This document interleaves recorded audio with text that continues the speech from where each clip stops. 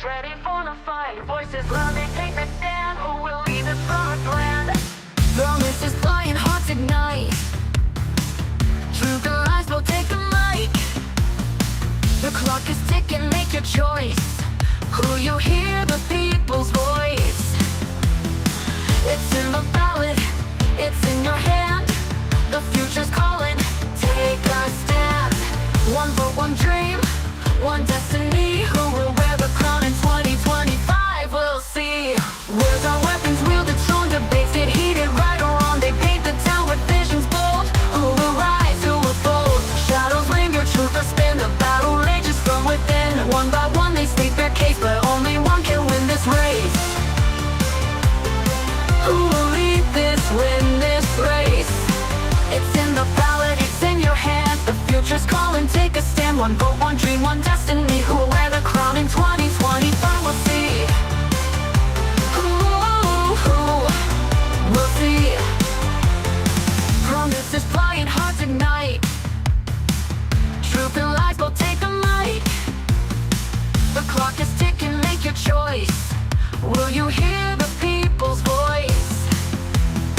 It's in the ballot, it's in your hand. The future's calling, take a stand. One vote, one dream, one destiny. Who will wear the crown in 2025? We'll see. Words are weapons, wielded strong. Debates get heated, right or wrong. They paint the town with visions bold. Who will rise, who will fold? Shadows linger, truth will spin. The battle rages from within. One by one they state their case, but only one can win this race. Who will lead this, win this race? It's in the ballot, it's in your hand. The future's calling, take a stand. One vote, one dream, one destiny. Who will wear the crown in 20? Good afternoon, everybody, and welcome to today's It's in the Ballot show from the Whakatāne Theatre as part of the Memorial Hall. These candidates here are vying to become the next councillors for the Whakatāne-Ōhope General Ward, but with every election, there's always one thing stepping in their way, and that's your vote.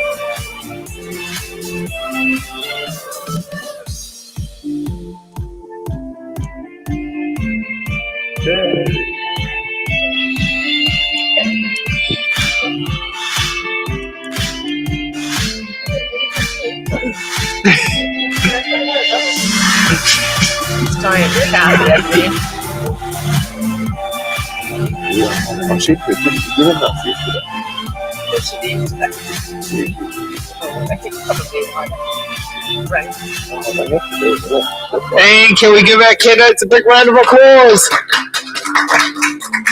Okay, so let's kick off with opening statements, and we'll use our random list order generator. Carolyn, you get to go first with your opening statements of why you should be getting one of those ticks. Oh, kia ora koutou, ko Carolyn Hamill, tōku ingoa.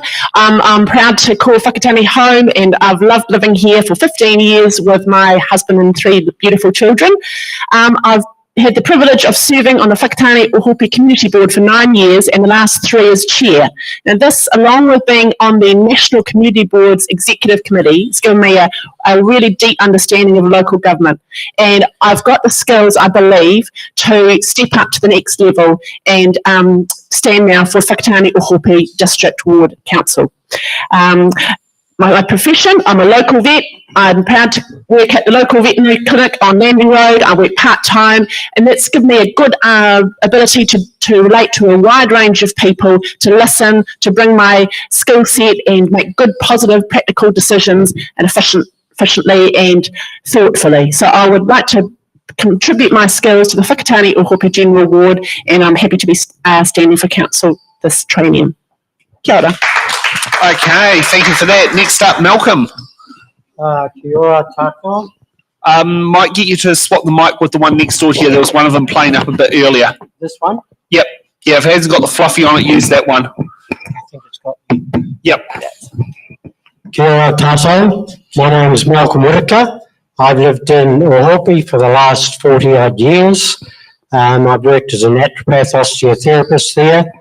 I was on the regional council for 12 years, and I was on the Kiwi Trust for about 10 years. 3 of those as the chair. Served on the Road Safety Committee for a number of years. I'm very community-minded. I like cycling, swimming, walking on the beach, etc. One of the reasons why I decided to vote was because I'm concerned about the high rates in the area. And the people that are on single incomes, pensions, solo parents, even the people that rent properties, because I think when they put the rates up, they forget that the landlord's not going to wear those rate rises. They're going to put the rents up. So it puts pressure on the people that do rent. So I'm asking for a vote if you think I'm worth it. I feel I've got the experience. I've had it there. I put in a submission on water services, and to be quite frank about it, I thought that it wasn't run very well. And I thought, hey, I can do a better job than some of the people here. Thank you. Okay, and next up we got Brendan, who probably won't find staring at a camera to be a new thing. Hi everyone, kia ora. My name's Brendan Horan, and I was born in Whakatāne, went to St. Joseph's School and then Whakatāne High School. I've travelled and worked in many places in the world. I've met many interesting people. I've been very fortunate to hold the hand of the Dalai Lama. I've dined with Prince William and Kate. I've been a member of Parliament amongst other jobs, so I understand how central government works. Overall, I've had many experiences, and through those experiences I've gained a lot of knowledge, certain skills and competencies that I believe will help the people of Whakatāne. And I'd also like to say that in all of my travels, I've never come across anywhere better than Whakatāne. We are the pearl of the Pacific. And so I'd like to help Whakatāne realise its potential, and I'd like your vote. Okay. And last we got Dave. Thanks for leaving me an extra 30 seconds, bro. Kia ora koutou. My name is Dave Stewart. I am from Mangere in South Auckland.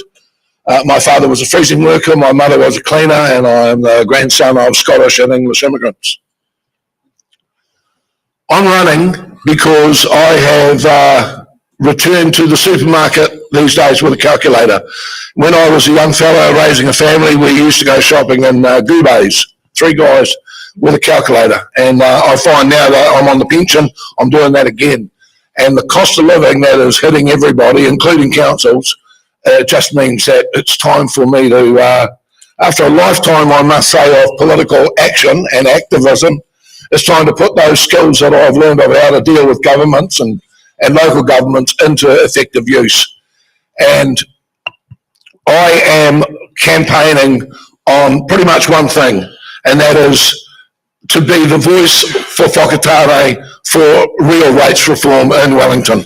Thank you. And certainly can say you're very welcome when you're in my neck of the woods to pop to Bean here, get a coffee, and you can always pop to the NRA meetings, better known as the Newtown Residents Association. So, you know, in Newtown, we will welcome you. Okay, so let's get through to the box questions. These are the questions where candidates pick out box numbers and answer the questions that are inside the box. Now, because we've had to downscale and fund things on the smell of an oily rag, I'm both playing the role of Selwyn Too Good and Tēnā Kiki Bush. Yeah, so I'll be sitting down there. Oh, not just asking them what box numbers to fix, but reading the box numbers out. And so each candidate gets given 2 butt-in cards, metaphorically speaking, and 1 defer card. If they want to butt into another candidate's answers, they notify to me they want a button, and then they put in their answer at the end of that original candidate's answer. All questions, you have a 1-minute timer of when to answer it, and as you would have seen, you would have heard the bell ring at 15 seconds, and then a big ding, ding, ding, ding, ding forever at 1 minute. And we'll also use the random list order generator, which will give me a new order. Malcolm, you get to go first. What box number between 1 and 28? Give me 13, please. It's all good. We get that one out of the way. Okay, we got O for a product key. Do you support borrowing to fund major infrastructure, or should we focus on a pay-as-you-go model? What's that? Hold on a moment. You right? Is that?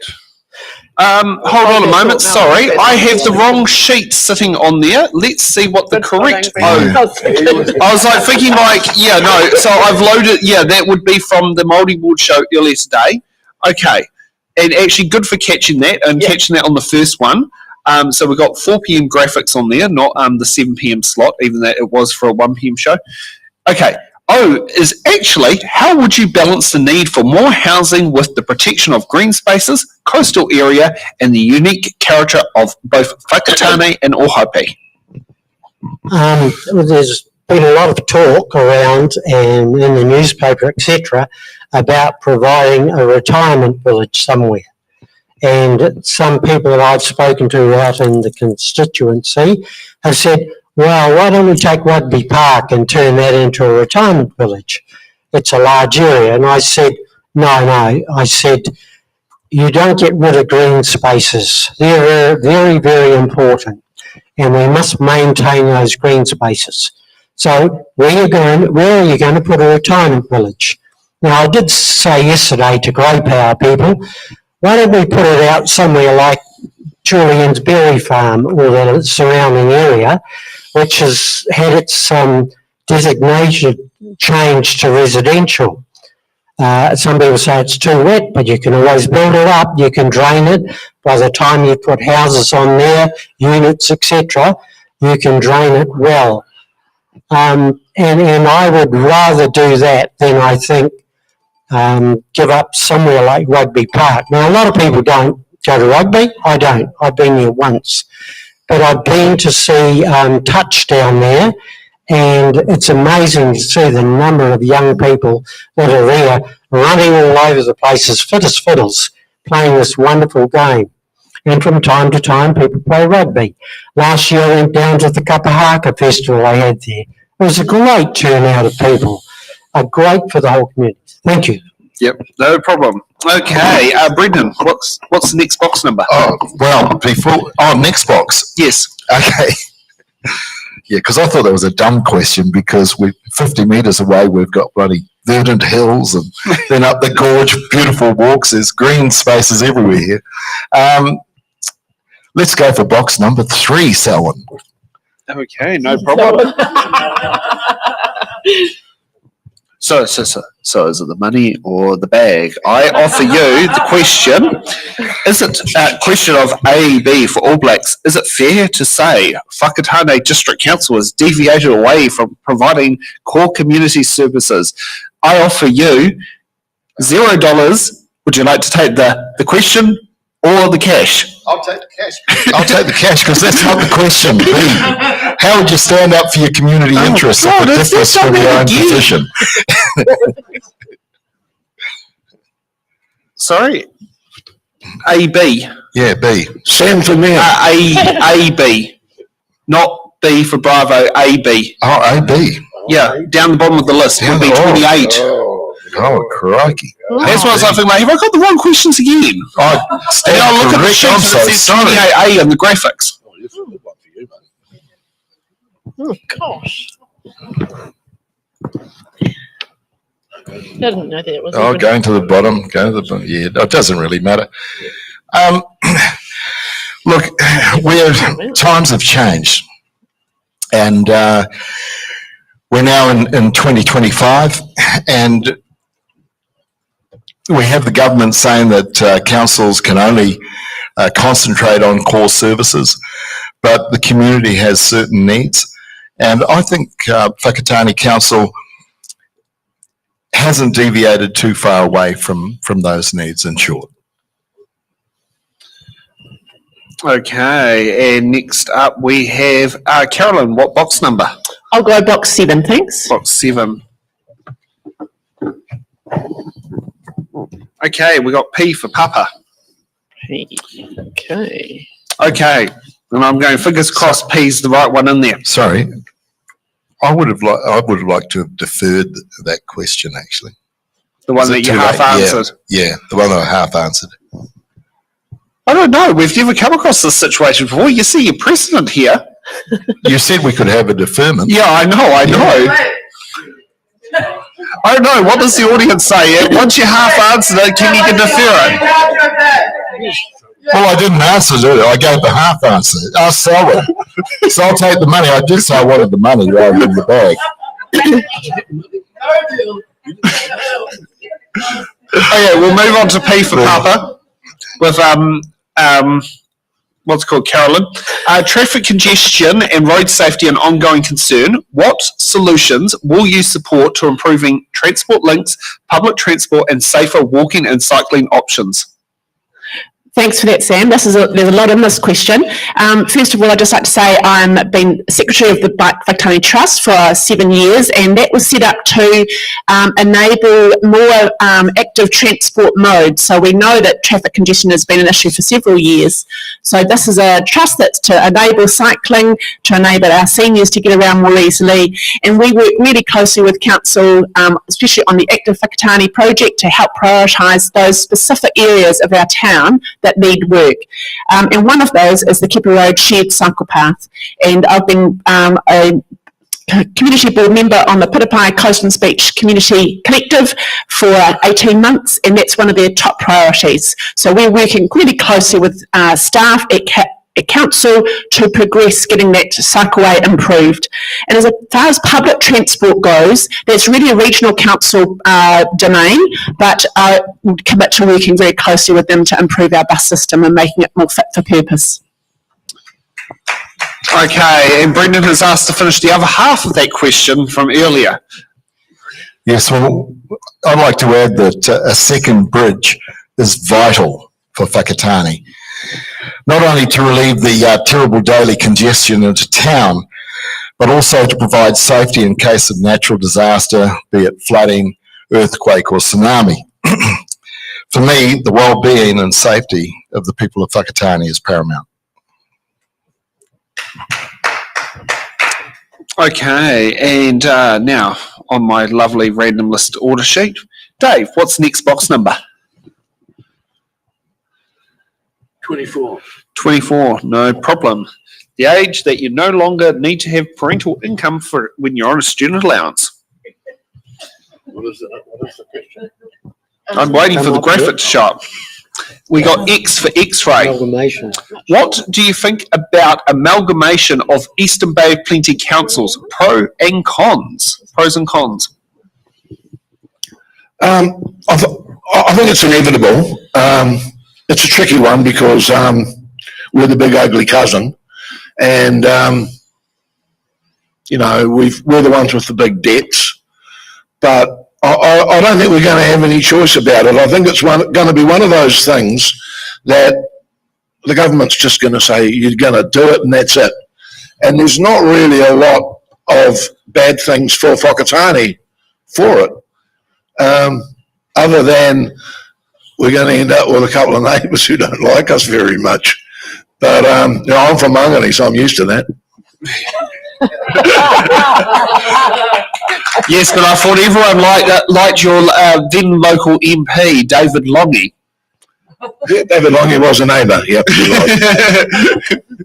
Okay, so we've got 4 questions down and for another round. Dave, what's the next box number? Oh, okay, 14. Yeah, we can do 14. Okay, we got W for Whakatāne.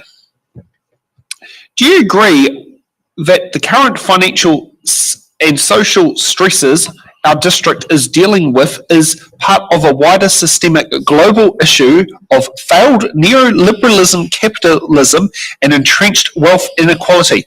If so, what actions would you take as council to find a better way for working for our community? If not, why not?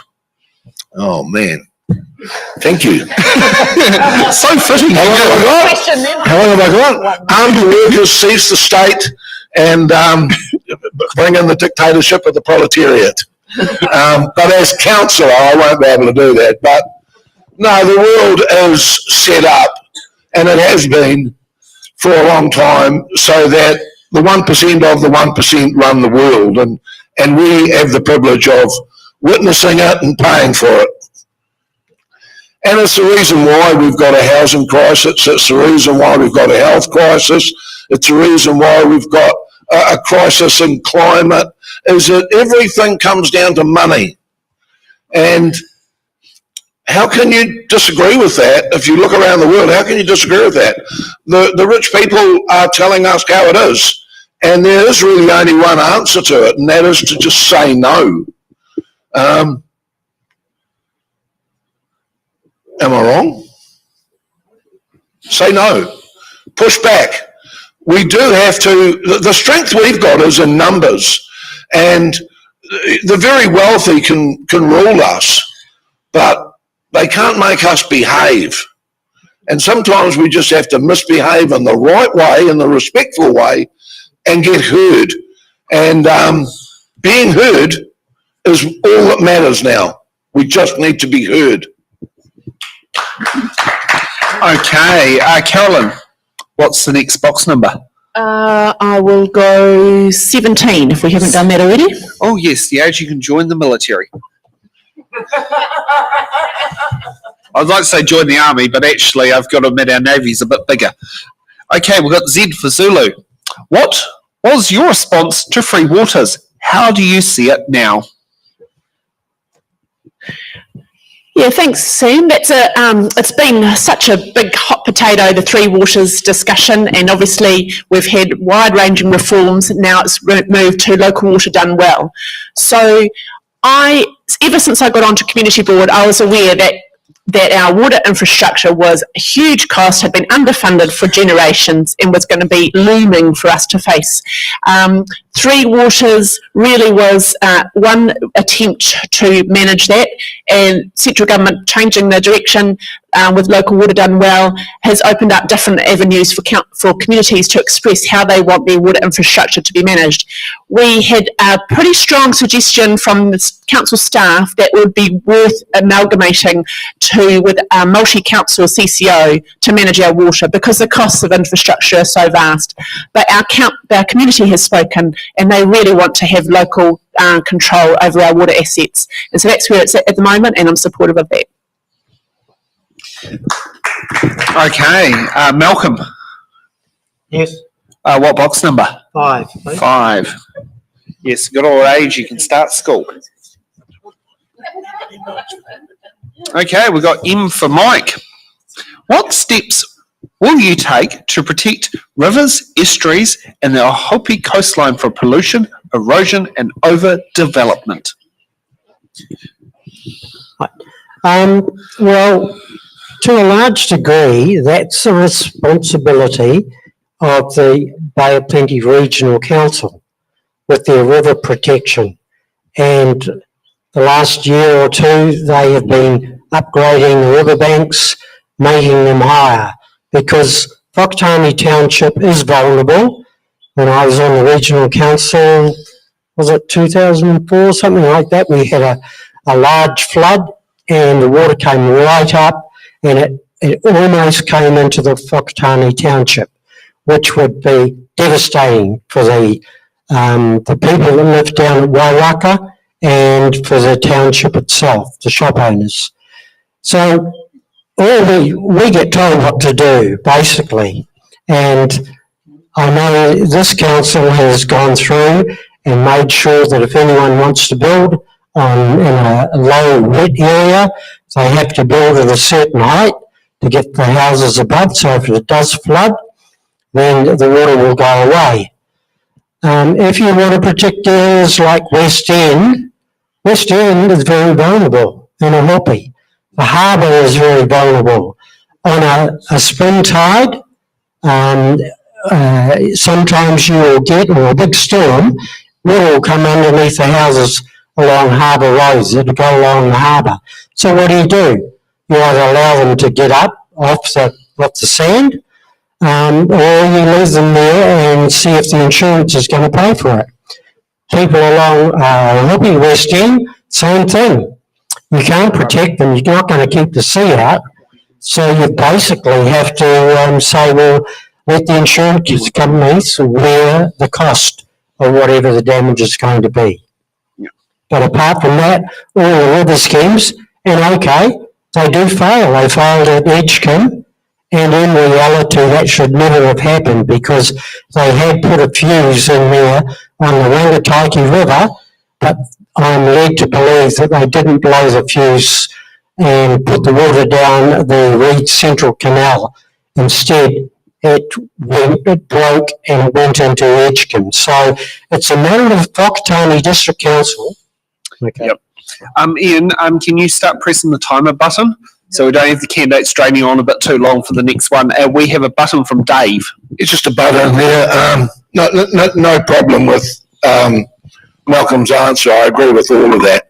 But I think if we're going to talk about our coastline, we cannot ignore our reliance on fossil fuels. If we're going to keep relying on fossil fuels for all our energy, we're going to get to a situation where coastline developments like ours, like Whakatāne, are not going to be able to be insured. And if we're going to talk about our coastline, let's talk about our reliance on fossil fuels. Thanks. Okay, Brendan, what's your next box number? Oh, box 10, thank you. Oh, yes, it's always a good number to go with. Okay, we got H for hotel. How accessible is the current Whakatāne District Council, and what steps would you take to improve its accessibility if needed? Well, I've always found the staff in the Whakatāne Council to be very open and friendly and engaging, but I understand that going to the council can be quite daunting for some people.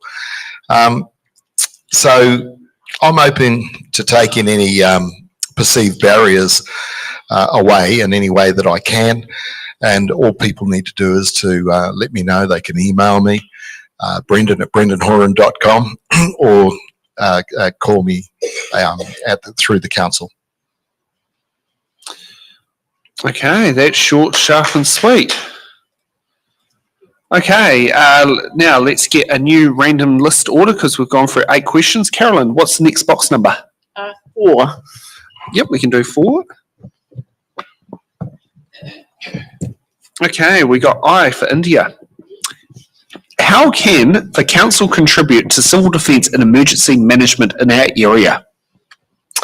Well, we already do. So it's a statutory responsibility. It's a core function of council, and that's one of there's a huge team at council that's focused on this. And we know we are an area that's prone to disasters, tsunamis and earthquakes.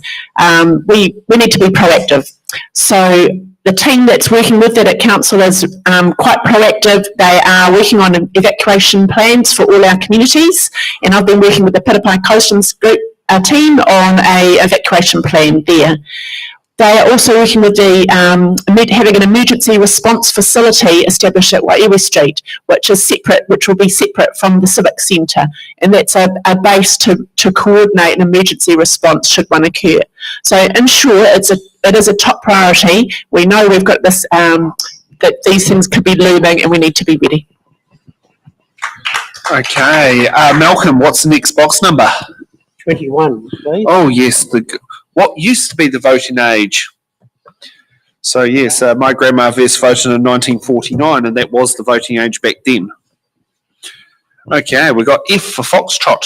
What initiative would you champion to improve community well-being, including healthcare access, recreational facilities, and public safety?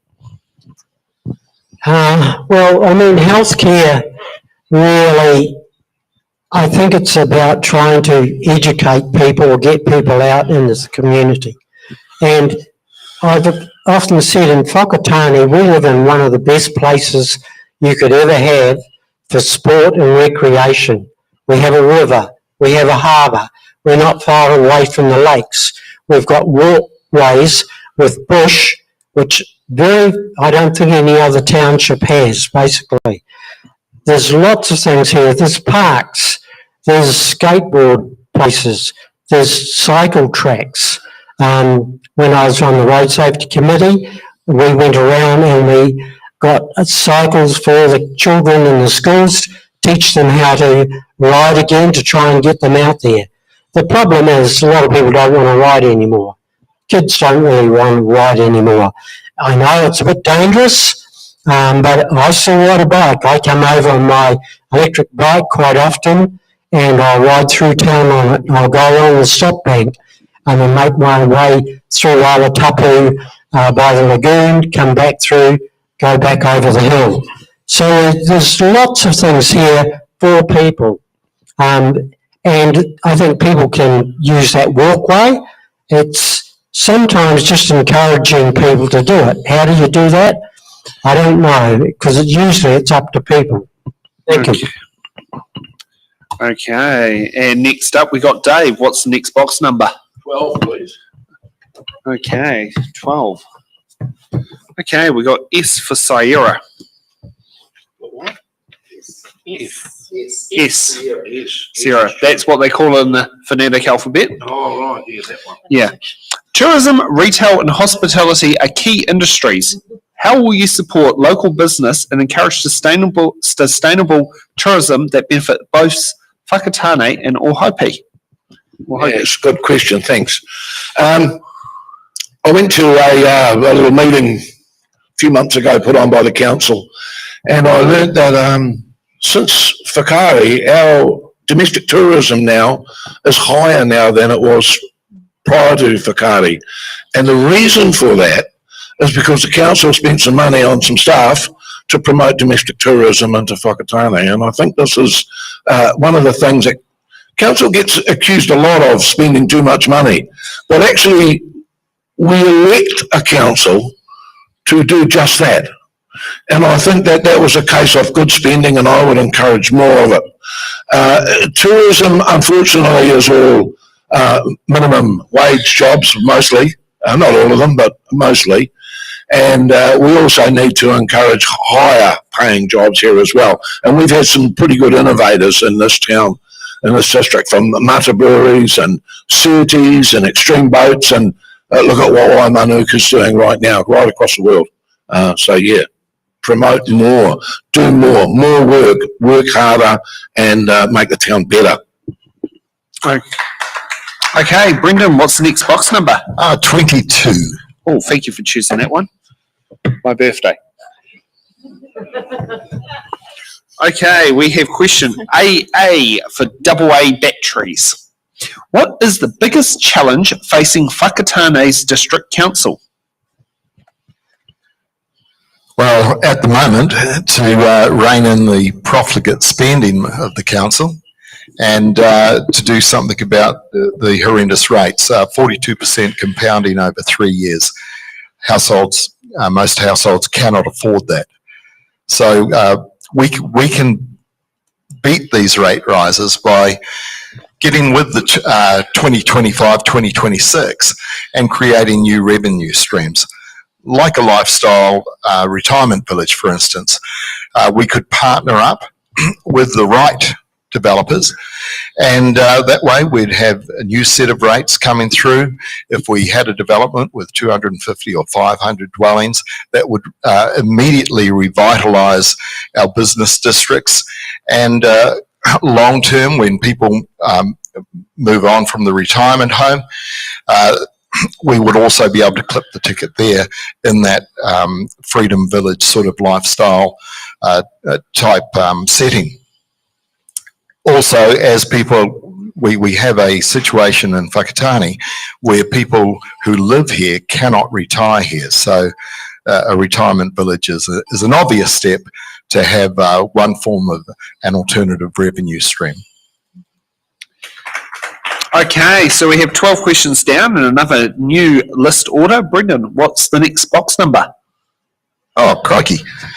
Have we had 23 yet? Michael No, Jordan. we haven't. There we go. Michael Jordan's number. Okay, we got T for Tango. Given most candidates advocate for council transparency, will you commit that your votes on issues, items and projects presented to elected members for a vote to be recorded so that the public can see how you voted and if it aligns with what they voted you in to do? Absolutely. I think transparency is vital for councillors.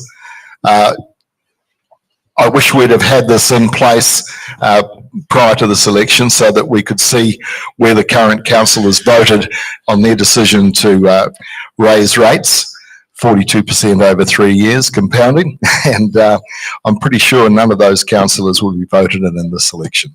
So I'm all for transparency. I absolutely agree with the public being able to say which way you voted on every issue. Okay, thank you for that. Malcolm, what's the next box number? 9? We had 9? No, we haven't, so we can take number 9. Okay, we got B for Bravo.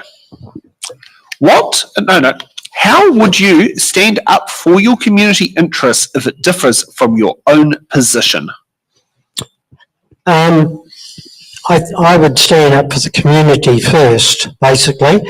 If people came to me with their concerns, then I'd address those and put my own aside. I might actually debate with them a little bit, but generally, if I was at the council table, definitely I would make sure that I stood up for the community. I think it's very important. And just to sort of add to that, I know people say sometimes, and there was a lady at the Grey Power meeting yesterday saying, you know, I've tried to get hold of a council officer or something like that and I got fobbed off or I couldn't do it. And I felt like saying to her, hey, you've got all these councillors, you've got 4 of them that they represent you, you ring them up, you talk to them, because it's their duty to actually go and represent you and not allow you to be fobbed off or to actually get what you want to get. And if you can't get it and they can't get it, then you go with the ombudsman and he'll get it for you. So I think it's got to be made very plain to the council that they've got to make available information to people that want to know something. Thank you. Okay, Dave, what's the next box number? 1. Yes, we do have number 1.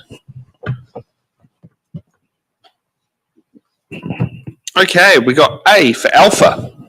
Do you support political party endorsements of local government candidates? No, not really. I mean, local government is really about people, and political parties have their place in government. I think possibly in the bigger towns and cities, there might be an argument for political alignment of a large council, but in a town like Whakatāne, everybody pretty much knows who we all are, you know. If there's a political party needs to endorse me, I'd like to meet them. Because I haven't found one I'd endorse yet. That's all I've got to say on that. Okay, Carolyn, what's the next box number? Have we done 27? No, we haven't. Would you Okay. like it? Yes, please. Okay, we got C for Charlie. How will you ensure the diverse community of the Ōhope General Ward, I think they forgot, whoever put this in forgot to put Whakatāne in front of it, are well represented in council decisions? Well, I read this question. I thought, I've been doing this for 9 years on the Whakatāne-Ōhope Community Board. That's exactly what the Community Board does. It helps represent all our many parts of our community to the council. It advocates for communities to council, and it reflects back what council's doing back to the communities. And community boards are one really strong tool for localism. They're not the only tool, but they are one. And I really think that our Whakatāne-Ōhope Community Board and the other boards around our district are doing their best with that. I've also been on the Community Board Executive Committee as a rep for our zone and learned how community boards can be better utilised, and I'd love to be able to put some of those things in practice. The other way that we can reflect diverse communities is to have community groups, and we're seeing that with Otumakakao, Kaitiaki Trust, we're seeing that in the Pitapai area, and we can do that even more in the next few years. Okay, so we've got 16 questions down and off for another round. Brendan, what's your next box number? 26, thanks, Alan. Okay, we've got G for golf. How will you support strong partnership with organisations and volunteers?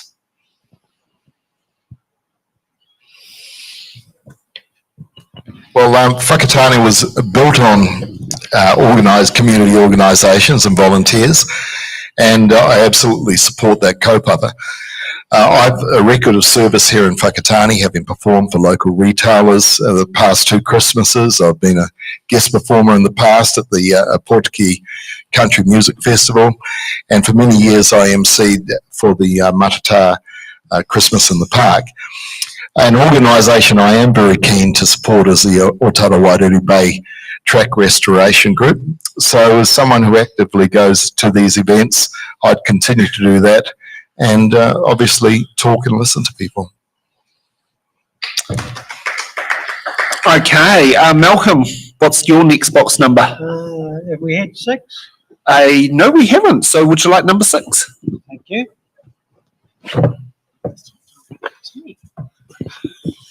Okay, we've got N for November.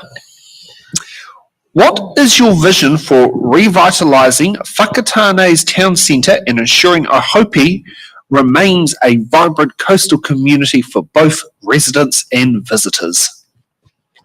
I think at the moment the town centre to me is pretty good when I compare it to other town centres. Okay, there's a few empty shops and you're going to get more empty shops. And I know someone talked about tourism before, but yesterday someone was telling me that White Island, that the Awa Cafe, or it used to be White Island Tours, isn't going to take people to Motuhora anymore. They're selling their boat. So that's another tourist industry which is gone. And when you think we lost Pakari, that used to bring in 35,000 people a year to Whakatāne, and that's a lot of money.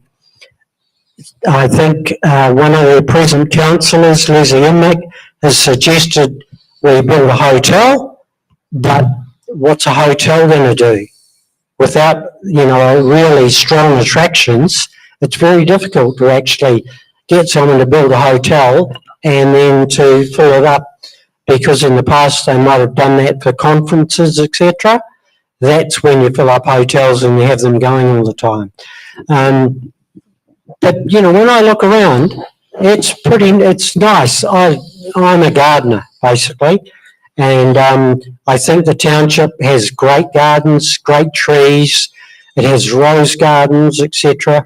It has a lot of really nice places where people can go, people can walk, and you've got the river, and not many people use that. A lot might walk along there, not many people go down there. Quite a few people go to the heads on certain days. So you don't have to do a lot, you just have to maintain it. And I think it is maintained well. Thank you. Okay, Dave, what's next box number? 15? Yep, we can do the old driver's licence age. Okay, we got R for railway tracks. With Whakatāne and Ōhope continue to grow, how will you ensure infrastructure, roads, water, wastewater and stormwater keep pace while keeping rates fair and affordable? Mic drop. First of all, before I go any further, I just want to tell you that if you don't vote for me, or even if you do, you should vote for Carolyn. Carolyn has done, I don't know if I'm allowed to do this, but what Carolyn talked about, her community service here is exemplary. And if she doesn't get on council and I do, I don't know what I'm going to do. I'm going to be really disappointed in you lot out there. Vote for Carolyn Hamill. She deserves it, man. Now, rates affordability. Right. Rates are unaffordable because the government tells councils how to spend their money far too often and it doesn't fund it. It's as simple as that. We pay $9 million a year on just in GST on rates to the government. And when GST was introduced, I was in a trade union at the time fighting the Labor government over GST. I've got 30 seconds to get this done. I went to every meeting that Roger Douglas held in South Auckland and I asked him the same questions each time and I fought GST like it was a cancer that it is. And it was going to be introduced on April the 1st, 1986 and it was delayed for 6 months till September 1st, 1986 while councils argued with the government that tax on tax is unfair and GST should not be on rates. $9 million a year, $1.1 billion throughout New Zealand every single year. Robbery. Oh, go Dave. And interestingly enough, it would be easier for the IRD to make council residential rates GST exempt than it would be to take it off any other like food products and all that because there's about 80 something entities that will have that particular exemption if the government chose to do I'll do it. Unfortunately, it's as you said, it's $1.1 to $1.2 billion in assets going to the government, and none of them, no government is going to give that back to us, the people. I'd like to discuss that with them. Thank you. Yeah. And we support you in that endeavour. Yeah. They probably do That's what I'm give asking it for, back, Brendan. right? If you look at the Provincial Growth Fund, and the Portuguese just got 16 million last year for their mussel factory, so they give it back in a roundabout way. So it goes around the circle, unfortunately. Carolyn, what's your next box number? Shall we go 16? Oh, yes, the current driver's license age. And if you get your parents' consent, you could get married. How will you work with local iwi and hapu to ensure te tiriti o Waitangi principles and kaitiatikitanga are reflected in council decisions? God, Helen knows how to put some... Is that D? Question D? Yes, D for Delta. D, lovely. Okay, thank you. Well, I think that we are doing this as a council, that governance has we need a council-wide approach to doing this, and it has been set up through the strategic Māori partnerships. And I think that is working as well as it can, but there's room for improvement. We need to work with iwi hapu at the start of any project, not bring them in after it's already progressed. And I think one of the key things with this is relationships with the runanga, with local iwi, with hapu reps, because without relationships, it's everything becomes a bit slower. And I've learnt this through some of the projects I've worked with on the community board, including the Whakatāne Memorial, that relationships are huge just in building trust and getting things over the line. Thanks. Okay, we've got 20 questions down and a new list order. Malcolm, what's the next box number? You had 28. No, we haven't. If you want it, you can have it. Okay, thank you. Okay, we got J for Juliet. Rates have increased significantly in the last 3 years. What will you do to ensure affordability for ratepayers while still funding essential services? Well, you're probably not going to like this, but I think we have to go through council and do a little bit of pruning. And as I said, I'm a gardener, and each year I go out to my garden and my trees, and I cut out the dead wood, the diseased wood, and so I get a bit more vigour coming through. And I think that's what we've got to do with council. We've got to go through and say, where can we make a few staff cuts? Now, I know that's tough. And if I was an employee and I had a mortgage, that's tough. But somewhere along the line, you've got to tighten the belt. And by tightening the belt, you have to make staff cuts, because over the last few years, council staff has increased quite substantially from what it was. So other things you could do possibly is find ways where you can generate some income. And I know that the mayor actually suggested they put a solar farm out there at the airport. I think that would be a great idea. And as I said yesterday, if Ngāti Awa put a big solar farm and a wind farm up on their land. Thank you. Okay, Dave, what's the next box number? 20? Yep, we can do that very small period of time when the voting age was 20 and a bit longer when the drinking age was 20. I'm trying to find a number that you haven't got a little saying to go with. I haven't much bloody luck. Don't think that's I'll happening. tell you, the next one you should choose is 19 because it's completely useless. We have got Q for Quebec. Coastal communities are increasingly at risk from flooding, erosion and severe weather. How will you help prepare Whakatāne-Ōhope to adapt to these challenges? Oh, look, that I defer to Dr. Luca for that. I mean, I don't agree with everything Victor Luca has done, but he has been helpful in getting this council, along with Nando, mate.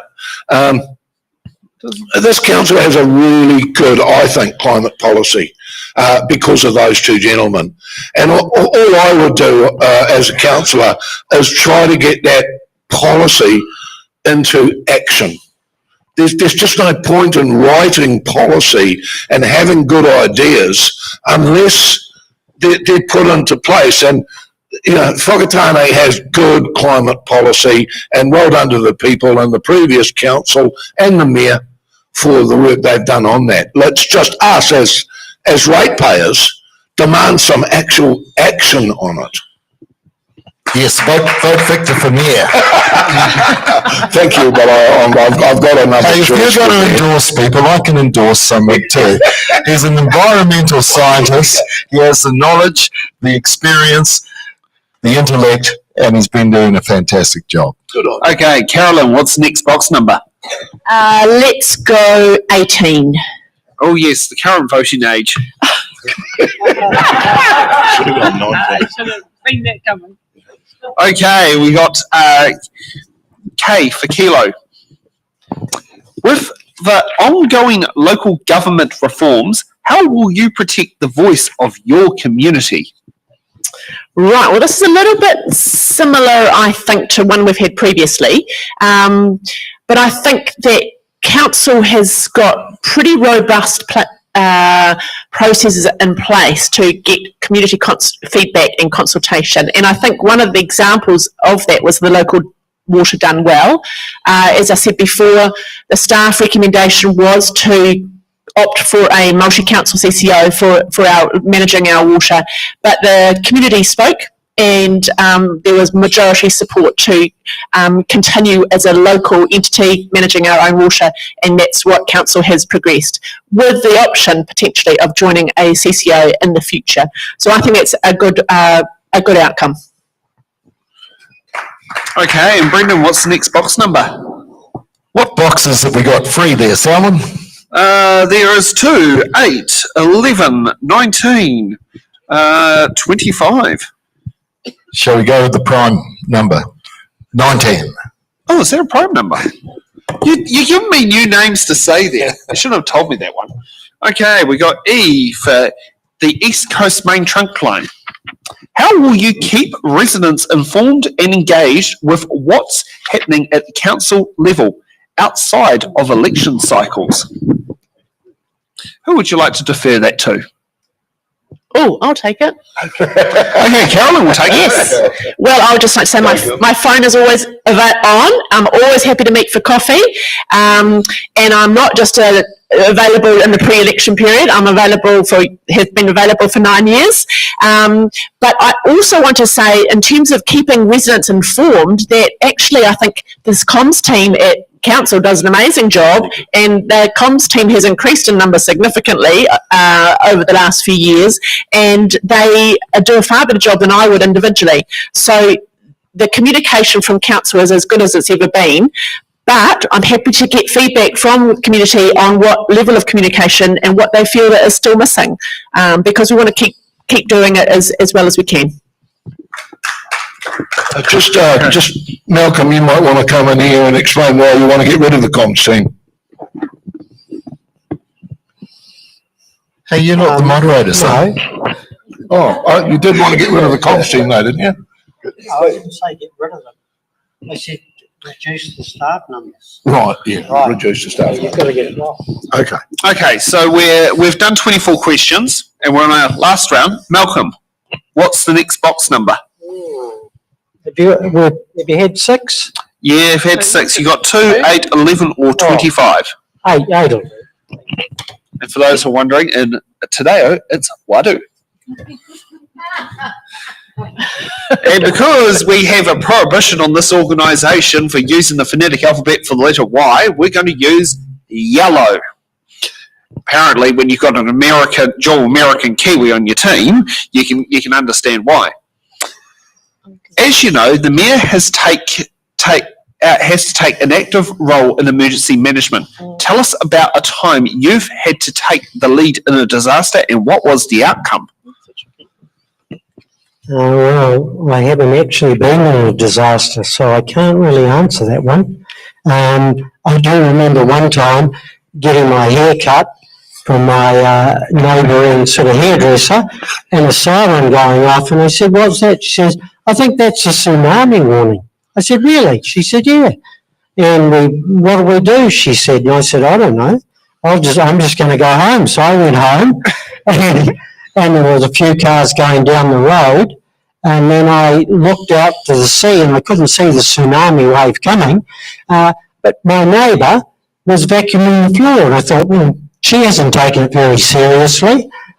And then, afterwards, someone said, "Well, what do you do?" "Oh, we go up to the pass site, which is on the way to a Puriki there on the corner there." But, I mean, how many cars can fit there? Most of the cars go straight down Puriki Avenue, go up on Ōhope Hill. How many of them can fit there? So, I don't know, I'd probably run around and wave a red flag or something. I'll get on my bike and wave a red flag. Can I jump in, Sam? Are we allowed to butt in? Yeah. Well, you haven't used any of your button cards, so why not?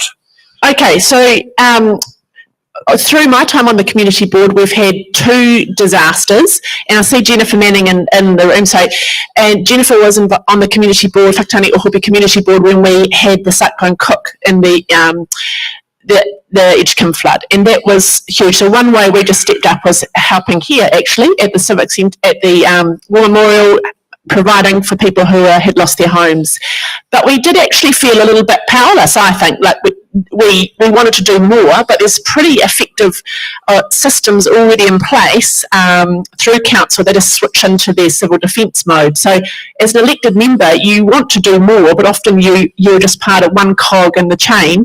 The same with Whakaari. We were getting phone calls from the media, even though we had no media training, looking for dirt basically on Whakaari, and the main thing really is a bigger system takes over and you are put to one side. So I think often you want to do something meaningful, but the emergency response takes over. Okay, Brendan, what's the next box number? Oh no, you've already had that one. Were you the one who deferred that? No, you didn't. You're the next box number, sorry. 11. 11. I'm not going to be saying much about that one. You can metaphorically in your head capture what many people would sit there and say. We got V for Victor. We have heard about candidates' strengths. What are your perceived weaknesses?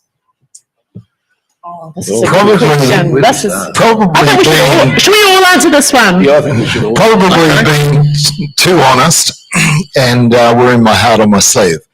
I mean, when I'm dealing with someone who I consider to be a Richard Cranium, my wife tells me that subtitles appear on my face.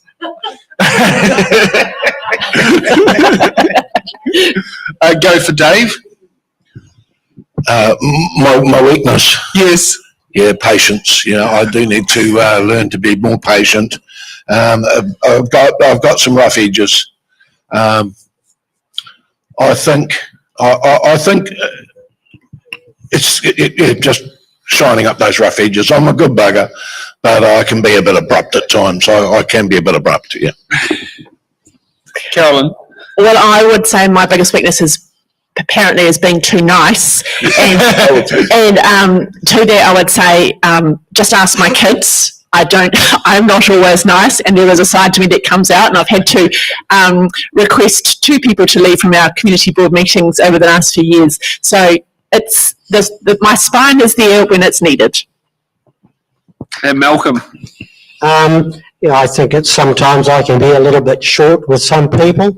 If I get a little bit frustrated with them, I try not to be, but probably depends on the person at that time. You know, I try to be diplomatic, but sometimes there's a bit of a shortness, frustration coming out. So it's my main weakness. Okay. Dave, what's the next box number? You can choose between 2 or 25. Oh, 25. So that age that the car insurance drops. I was going to say, also, if you're not married and on the dole, you do get paid an extra $50 a week. Thanks. I don't know, because you're single. I don't know, but then if you're married, you get less money, and you can earn less money if you're on the dole. If you're a married couple, you can only earn $160 a week, not $320. So when you're a couple on the benefit, you're significantly disadvantaged. We got you for uniform. How would you balance long-term asset renewal with keeping rates manageable? Well, essentially you can't. I mean, that's the problem we've got, is that we've had a rates cap for the last 40 years. I don't know if you're aware, but the Bolger Shipley government allowed councils to further depreciate beyond repair water infrastructure, and we've now got a mountain to climb as far as water infrastructure goes. We did have a plan for it. It was called Three Waters, but apparently that was also called giving the water to the Maoris. So we voted that down. So what I would do is probably not be racist about that kind of thing next time, or maybe call it out a little bit harder. But we can do things in partnership with other people. And one of those other people, of course, is the government. And I take Malcolm's point that the government does like to spend a lot of money. And I don't mind the government spending taxpayers' money. What I'm against is the government spending ratepayers' money. There's 2 ledgers here. You spend the taxpayers' money, let council spend the ratepayers' money. And that's the way it should be. That's the way it has to be. Now, Carolyn, what box number would you like? I think I've only got 2. We'll do box number 2. And it's question at L. We should probably all answer that one too. If I'm not Right, wrong. you want to answer that one as well? Okay, so we got L for Lima. Do you support co-governance arrangements for natural resources and local decision making? Why or why not?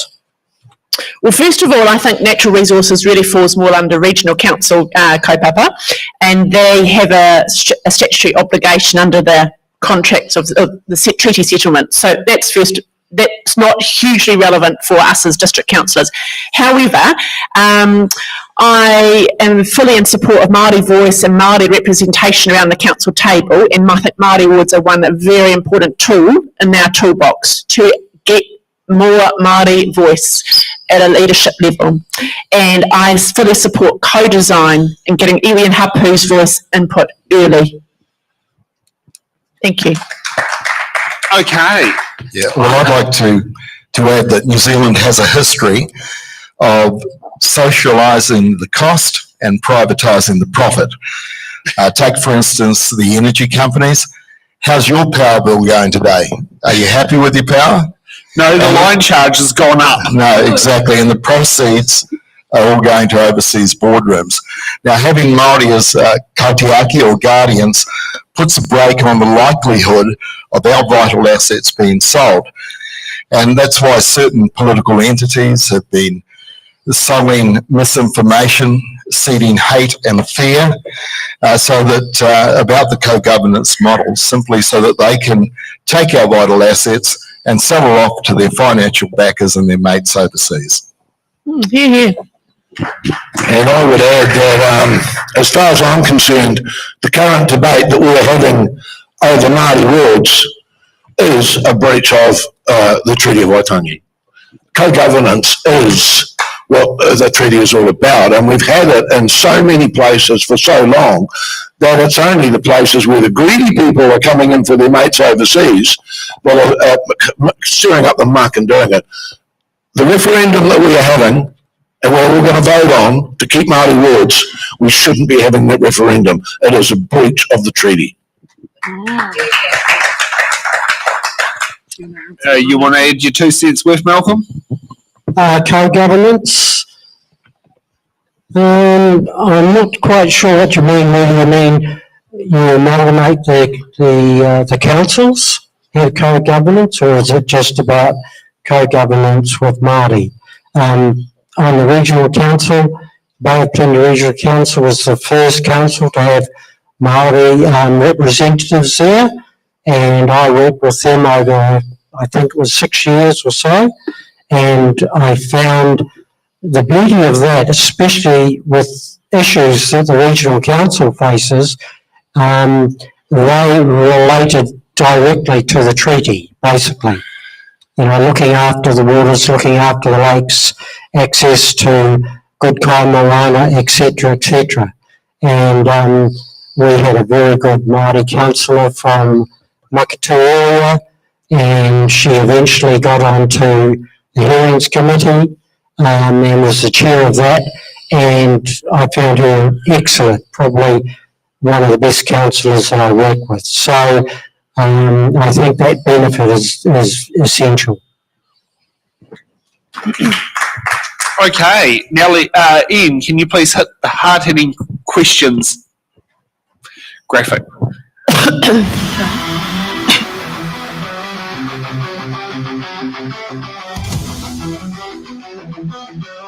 Hard-hitting questions, we're not gonna make it funny. One time's a question, because every candidate has answered the hard-hitting questions.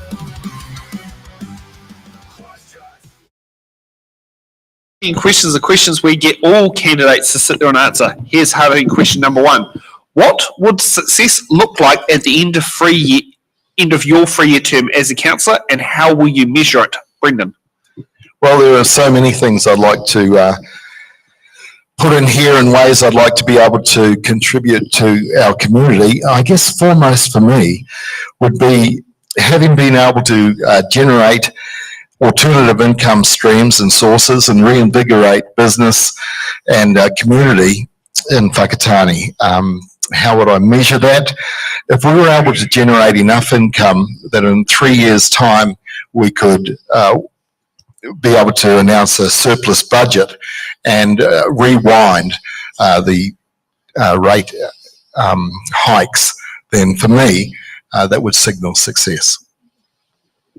Okay, Carolyn. Okay, success. I would say, because I know rates affordability and debt reduction is really top of the list for our communities at the moment, we must be stronger on that. We must get rates manageable, and that's going to be such a balance because we need to reduce our debt as well. So I'm not sure what that's going to look like in 3 years, but a concerted effort by the whole council to chip away at that while balancing the things that we love about Whakatāne and Ōhope. Whakatāne as a district are key. I also think success looks like a council that works as a team, and I would like to see Whakatāne continue to be the best small town in New Zealand, Aotearoa. Okay, Malcolm. I think for me, and this is the issue that I stood on, it's about bringing the rates down into a single digit. 8 or 9%, lower than that possibly. To do that, we'd have to shelve some of the projects, like redesigning the whole Rex Morpeth area here, which has a projected sort of cost of well over $100 million. I think we could shelve part of that. We need to fix this building up, make sure that it doesn't leak and it's fit for purpose, and maybe use it more, because really the theatre here doesn't get used very much, and there may be a reason. Maybe it's too expensive to hire. Maybe we've got to look at cutting that down. Sorry to butt in. Well, am I allowed another button? But it gets used. Not meant to be, but go ahead. It's used 75% of the 365 days of the year, which is pretty good. So just challenge that one. And we're renting it next Thursday for $77, Malcolm. Us. And I So think it's our not expensive. highridge for today is, I'll just check what's in our budget on here. When it loads, was $154, which is one of our cheaper venues in the country. Yeah. Dave. What would I measure success? Okay, it's going to be a tough one, but I'm going to say it, and that is a united council. And I'm talking about a council that is united by the mayor. And I think my criticism of Dr. Luca here today is that while I voted for the mayor and I voted for him as a councillor, I haven't seen an effective leader in him. I've seen a brilliant scientist. I've seen a great writer and an orator, and I just haven't seen the guy who can join that council and make that council work. So I think what we will have in the next 3 years, I hope, is under a different mayor, a united council. Because with a united council, I know you're going to come. Well, you know I'm going to come. Hang on, let me finish that. I just think that with a united council, we can get things done. And I've just sat and watched for 3 years that we haven't. Well, you've obviously been living in a cave, because if you've read The Beacon, you'll see many of the wonderful steps forward that Mayor Victor Luca has made. But when we talk about having a united council, this is where you, the people of Whakatāne, come in. Don't give our Mayor Victor Luca a pit of vipers. Look how many of them are actually trying to sit for mayor, because they all want to be mayor. So we want to have representatives, and I mean councillors, who are there to be councillors, who are there to serve our community, not for their pithy political gains or to suck off the public purse. Okay. Can I just finish, because I didn't really get to finish. Sorry. Basically. Apology. And I was going to say, it's quite difficult to work with a group of different people. And from what I've observed over the last few years, is that when people stand for the mayoralty and also stand for a seat, when they don't get the mayoralty and they get in, I think they feel a little bit they smart a little bit. So they tend to actually make it really awkward for the mayor to actually get a lot done. They will often oppose a lot of things. And I think that's very real, and it's natural, but unfortunately that's difficult. And so building relationships with other councillors isn't always easy. You know, it's like Dave and I. Dave's the opposite to me. You know, he's black, I'm white. But we play music together, so we have a common ground, you know? But, you know, it'll be a challenge. Dave and I be a challenge all the time. Okay, so now we're moving on with the buttons to the hard-hitting questions. Thank goodness everyone chucked their buttons to the hard-hitting questions. Let's go on to hard-hitting question number 2. What specific strategies will you support to create sustainable jobs and attract new investment in the Whakatāne-Ōhope area? Malcolm. Well, as I've mentioned before, I think we've really got to look at what's going to generate some sort of income, you know. Okay, they tried the marina, they put money into that, they lost a lot of money because I don't think they did due diligence on it, basically. I was involved in the regional council when they wanted to excavate the Kobiara canal, which was full of dioxins and poisons, etc., and that went through a very thorough process. The consent for the marina didn't, and also it was never put into the 10-year plan. When the draft 10-year plan went in, it said they were going to invest money. They never said how much. Otherwise, they would have got an avalanche of submissions against it. And I mentioned that to Mayor Turner at the time, that they should have done that. So how do you do it? Solar farms, as I said, let's talk to Ngāti get a solar farm up there. Let's generate electricity, put it back into the grid. Let's go back to the airport, build a solar farm, generate electricity. Thank you. Okay, Carolyn. There's so much in this question, I think, on the micro and the macro. I think one of the main strategies I think that we can realistically achieve as a council is to remove barriers. So as a council, I would like to see Whakatāne District Council be a responsive council with a can-do attitude to business owners, to micro-enterprise, to people wanting to start up businesses, to get across the line, for turnaround for consents, and working closely with Chamber of Commerce and EPIT to make these happen, because we are more likely to attract small business in the short term, and then we need to be working on long term the bigger business opportunities, such as Malcolm has already mentioned, the solar farm and other big employers. So it's a twofold approach. Dave. What Carolyn said there, I agree with her. So there's a reason why I like Carolyn, is she just knows what she's talking about. The only thing I would add is that I think that we need to try and do something different. We have got some incredibly innovative people in this district, whether it is in the arts, the music, the drama, the dancing, industry, small business. There is just the resources of people in this area are just incredible, and we need to invest in them. So my thing would be invest in the people we've got. And if we are going to attract new business, let's do something different. And maybe, you know, I'm thinking climate-wise, low carbon footprint industry, try and make it a brand for the district that we want to attract and build on low carbon industry in this area. High paying jobs, good profit, great for the environment, win, win, win. Okay, Brendan. When I've looked at developing different strategies and other organisations that I've been involved with, one of the biggest models for return is looking at a circular economy. And what I mean by that is not just evaluating investments on the bottom line, but also looking at the community benefits, both intergenerational and long-term effects of being in business with these particular people.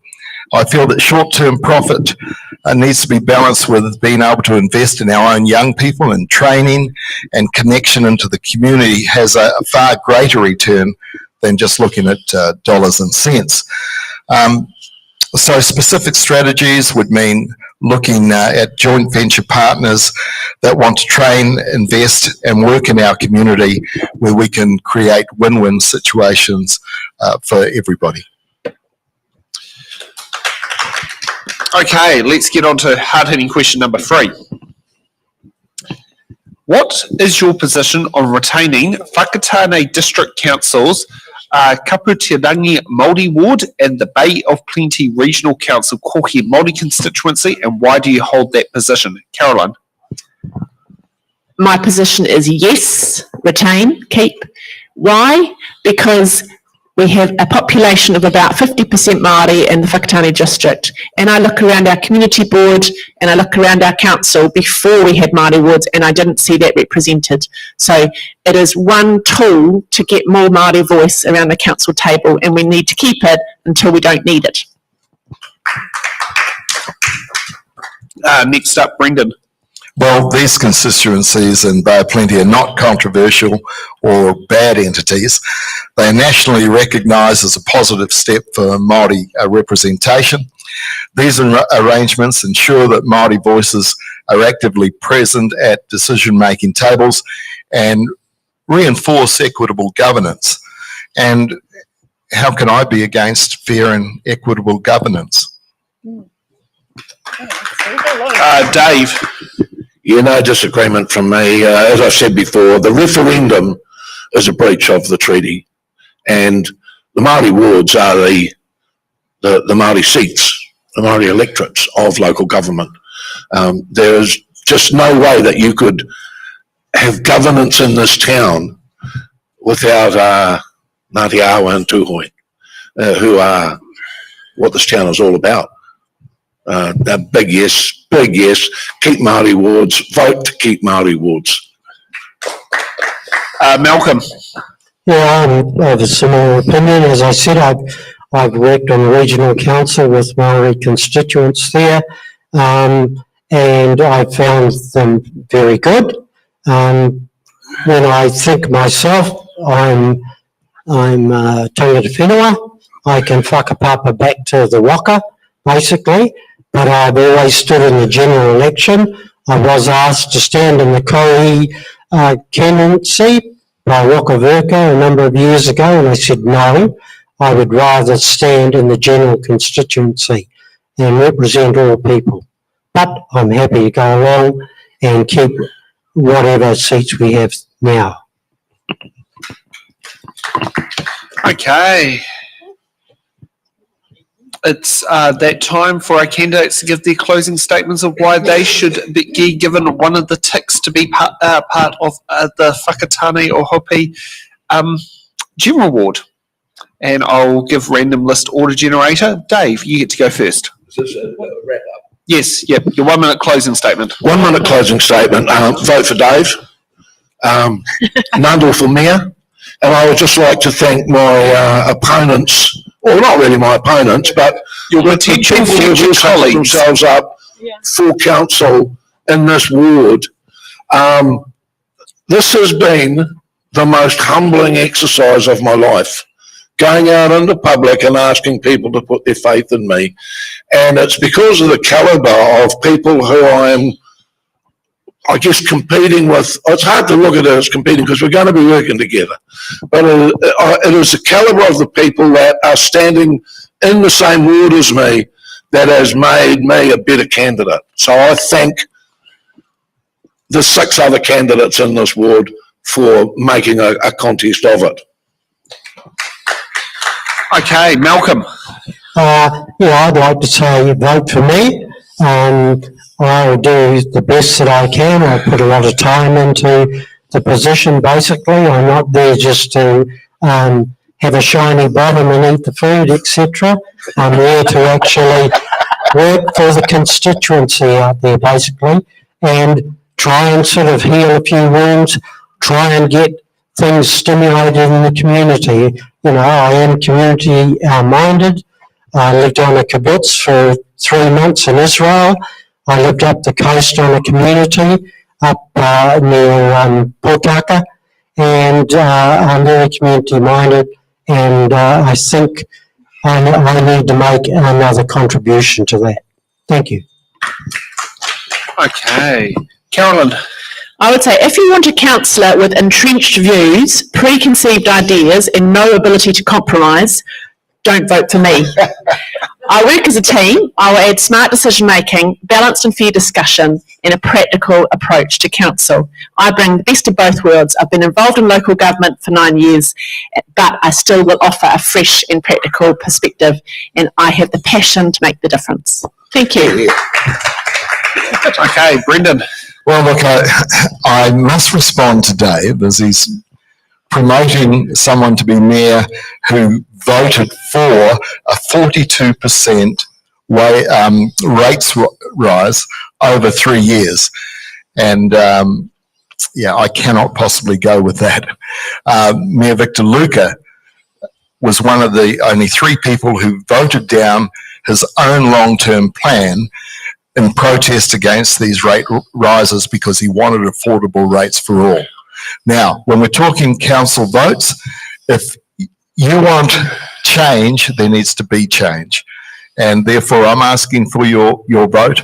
I'll be looking at creating new revenue streams, working with Mayor Victor Luca, hopefully. I hope he's mayor because he's the best mayor that I've seen in Whakatāne. And help is on the way. Very close. It's just your vote away. Okay. Well, that's the end for It's in the Ballot. I'd like to thank our candidates for participating in today's show, for making it work, and for the voters of Whakatāne-Ōhope General Ward be able to sit there and do it. I'd also like to thank the audience for sitting in and participating both in studio and online with finding out what their candidates stand for. And also, I'd like to thank Ian and Catherine in studio. And did you have a remote editor at all? No. So okay. So Ian's pulled that off on himself. It was, Henry was hoping to come, but that didn't quite go to plan. So thank you for doing that. And also, what's it called? We'll be back at 7 p.m. for the Whakatāne mayoral debate. We'll see you then. Have a good afternoon. No problem. Yeah. Yeah.